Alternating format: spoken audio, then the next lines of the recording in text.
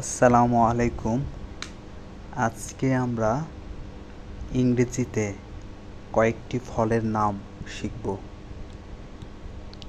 Apple, apple, banana, কলা, mango, আম, jackfruit, কাঁঠাল, orange, কমলা, লিচি, লিচু, কোকোনাট, নারিকেল বা ডাব, বেরি, জাম, পাম, তাল,